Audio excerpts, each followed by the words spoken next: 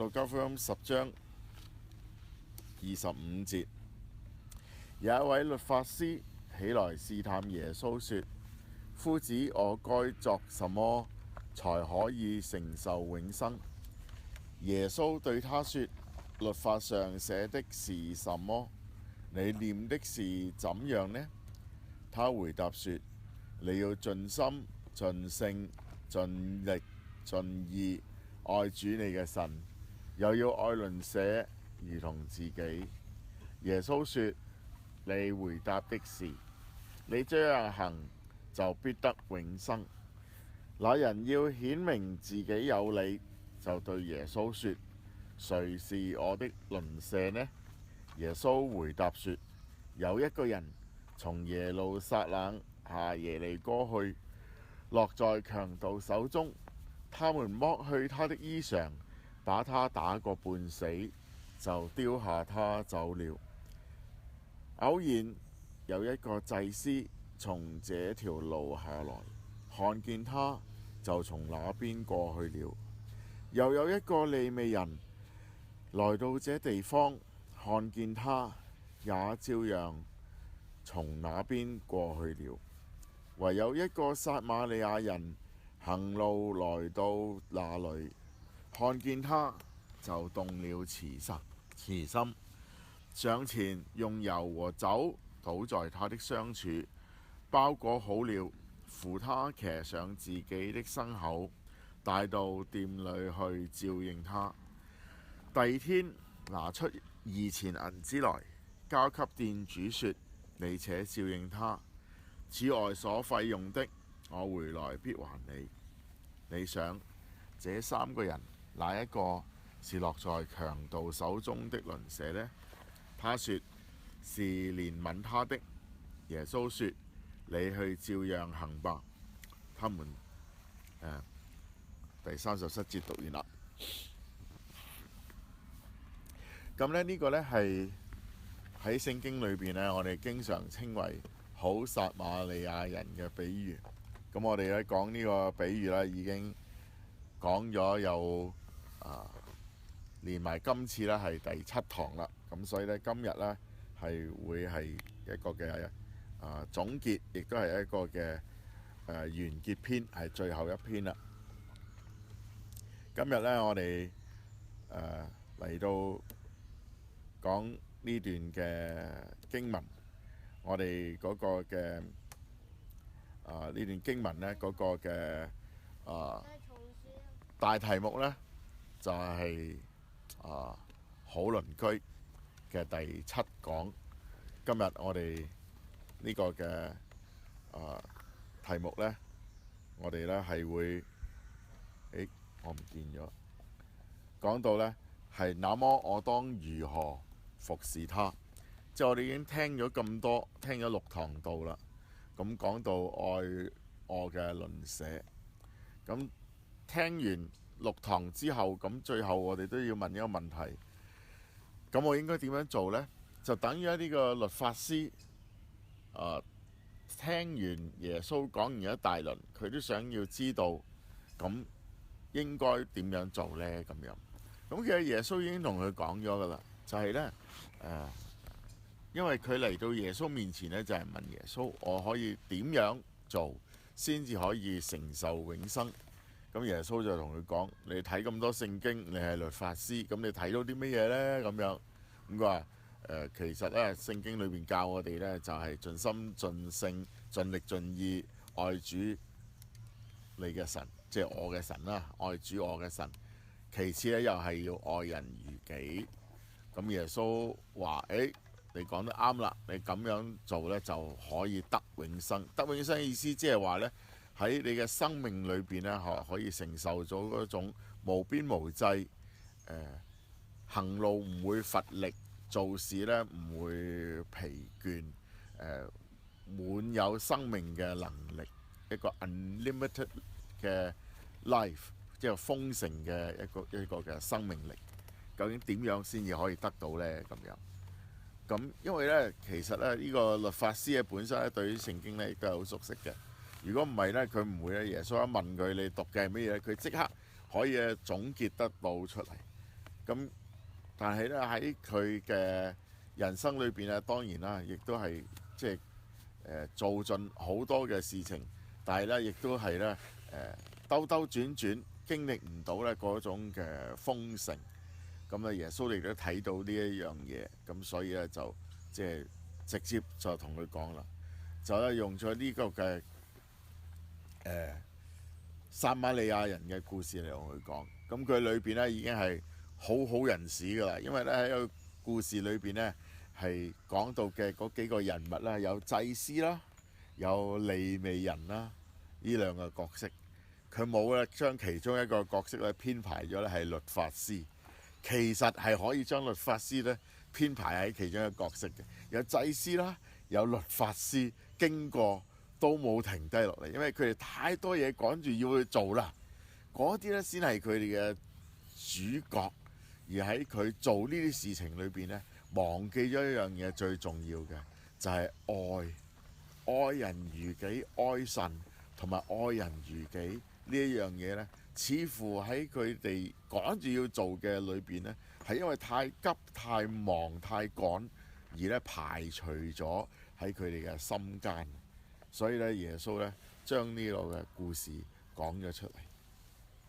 咁當然啦，呢個嘅撒瑪利亞人呢，佢亦都係趕緊路嘅，佢亦都有事情要做嘅。但係呢，愛神愛人，似乎呢係喺呢一刻呢。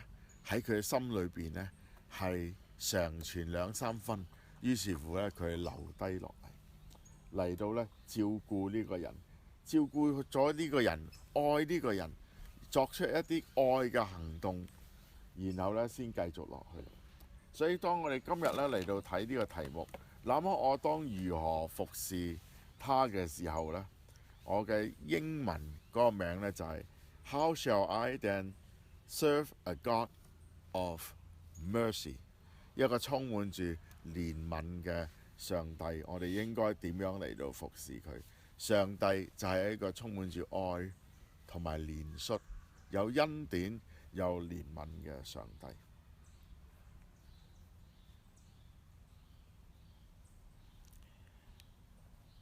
今日咧，我哋嚟到睇呢個嘅題目，耶穌問佢。喺成件事情嘅裏邊，你有冇睇到？當我哋講到話要愛神、要愛人、要愛我嘅鄰舍嘅時候，邊個先係你嘅鄰舍呢？咁樣咁咧，律法師咧就講到咧，就係嗰個停低落嚟照顧佢嘅嗰個嘅撒瑪利亞人，嗰個就係鄰舍啦。其實耶穌想佢咧睇見嘅嗰個答案呢，唔係咁樣嘅。其實呢，就係咧，每一個經過喺你身邊嘅人，嗰個都係你嘅鄰舍，包括住嗰個棄佢而去嘅嗰個嘅祭司，包括棄佢而去嘅嗰個嘅利未人，甚至乎包括嗰個曾經係侵犯過佢嘅嗰個嘅強盜。其實都係應該係屬於喺佢身邊路過嘅，佢可以去愛佢嗰個嘅鄰舍。不過咧，喺嗰個嘅情況底下咧，呢個嘅律法師咧只能夠喺佢嘅屬靈嘅眼光、佢嘅靈性嘅境界，只係能夠睇得見咧係嗰個於佢有益嘅，為佢停低落嚟嘅嗰個撒瑪利亞人。耶穌冇去更正佢。因為咧喺佢乜嘢嘅 stage， 乜嘢嘅境地，佢就做點樣嘅人，按佢心裏邊知道，憑住佢嘅良心，憑住佢喺嗰陣時嘅屬靈嘅境地，就按住嗰個時候嘅佢嚟到回應，就已經係足夠啦，唔需要勉強。譬如話，尋日我哋玩遊戲嘅時候，阿十八輝佢講到佢話佢中意食嘢係咪？我哋大家都有個疑問，即係中意食嘢嘅意思係咩意思呢？佢有好多嘢佢都唔會揀去食嘅喎。但係點解佢會話中意食嘢？喺佢嗰個定義，喺佢嗰個時刻，佢係中意食咖喱，所以有咖喱佢會食咖喱。咁咧佢已經係睇見係中意食嘢，所以喺佢嘅嗰個嘅境地，佢係去到咩嘅 stage，佢就點樣嚟到回應。對佢嚟講，佢係中意食嘢，代表就係佢中意食佢中意食嘅嗰啲嘢。嗰啲嘅咖喱，咁我哋唔需要更正話中意食嘢呢，係要中意食榴蓮啊，中意食一啲佢覺得頂唔順嘅臭豆腐啊諸如此類嗰啲，唔使一定係勉強啊。去到咩嘅一個嘅位置就做翻咩嘅人。咩叫做愛呢？點樣嘅行動先能夠表達嘅愛呢？可以去愛邊個呢？唔需要勉強，但係呢，我哋需要有嘅呢，就係有一個嘅甦醒嘅靈，睇清楚而家嘅自己係點樣，就按照住現知嘅去行，就已經足夠啦。耶穌就係咁樣話俾律法師知嘅。咁我哋睇兩點。第一點，我哋上一堂道嘅時候，我哋用嘅都係呢個題目。就係做好一個嘅鄰居 ，make yourself a neighbor to someone， 做好一個嘅鄰居。咩叫做好一個鄰居呢？做好一個鄰居嘅意思就係你去就近一個人，當呢個人嚟到喺你身邊，或者去到你嘅心間嘅時候，你去就近佢。鄰居就係近人啊嘛。就係你近嘅一個嘅人，做好一個鄰居，你就去就近一個人。譬如話喺我哋教會有一個新來賓嚟咗，你去主動去就近佢。譬如話教會有聚會，譬如話有我哋夏日嘅呢個嘅露營，咁有 camping， 我哋大家撥開啲時間參加。嚟到呢一度，嚟到呢度，我哋大家咪就係鄰居咯。嗱，嗰邊嗰個嘅營就係楊牧師嘅營，楊牧師嘅隔離嗰個營就係阿 Cyprian Carol 嘅營。咁佢哋咪鄰居咯。咁我哋都係鄰居啊！我哋喺呢度行幾步路就對啦。嗰邊呢係 Arnold 嗰個營，其實我哋大家都 make 一個嘅 effort 嚟到就近大家。咁呢個呢已經係一個嘅。做好一個鄰居，開始有一啲嘅新嘅唔同嘅交往。我哋結連，我哋有更多嘅溝通，我哋 get in touch， 呢個已經叫做好一個鄰居啦。其實住我哋隔離屋嘅，真係我哋即係搬到我哋隔離嗰啲鄰居，我哋有冇為佢嚟到做好一個鄰居呢？有冇主動同佢哋傾談呢？有冇係多一啲嘅來往呢？有冇嚟去做好一個鄰居呢？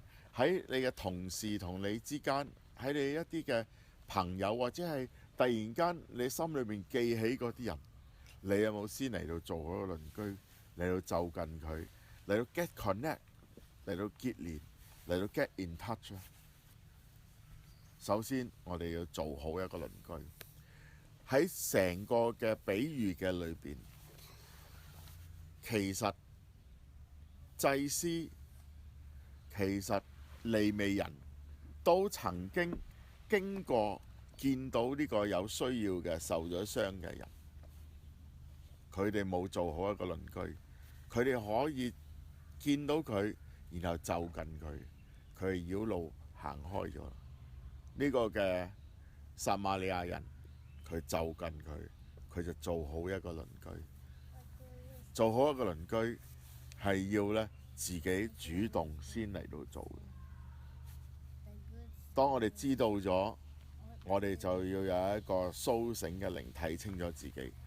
當你遇到咁嘅情況底下，如果我哋繞路走咗，我哋就要睇清楚自己係繞路走咗，然後呢，我哋明白睇到呢一樣嘢，其實呢，我哋已經係喺一個嘅醒覺嘅裏邊㗎啦。今次做唔到唔緊要，唔需要特別去勉強。但係當你睇見自己係咁樣嘅時候，慢慢地係甦醒嘅生命咧，會帶領你、引導你嚟到就近你嘅鄰居，做好一個嘅鄰居。第二點，你善意嘅話語同埋行為呢，都係上帝嘅愛嘅情形。所有嘅 kind works and acting 呢，都係 godly 嘅。所有嘅善意嘅話語同埋行為，你就讓呢啲嘅話語同行為咧出嚟咧。當你心動嘅時候，當你有呢個嘅恩慈、有良善，你讓佢出嚟，因為喺裏邊你上帝嘅屬性，你與耶穌相似嘅嗰份神造你出嚟嘅嗰一份，佢要出嚟。你將你自己 offer 出嚟，你自己俾你嘅時間，俾你嘅精力，俾你嘅空間出嚟。最近睇一段嘅短片，有一個細路仔，咁咧佢喺屋企咧執啲蛋糕仔啊，嗰啲 Twinkies 咧，知唔知咩？啲蛋糕入邊有啲 cream 喺入邊咁樣嘅，佢執啲 Twinkies，然後咧執啲飲品，然後咧就出門啦。咁阿媽話：你去邊啊？咁佢話佢去揾上帝。阿媽話：哦，我哋6點鐘食飯，你記得準時翻嚟喎，食飯喎。咁個阿媽又冇話你去邊度揾上帝啊？咁佢執好行李咁啊，跟住孭住個背包就出門啦。咁啊又出門去揾，去到個公園嗰度咁就坐低。咁佢隔離咧坐住另外一個嘅黑人女人嘅。咁咧佢又望下佢。個細路又望下嗰個黑人嘅女人，咁然後咧呢個細路咧就攞 Twinkie 出嚟食啦。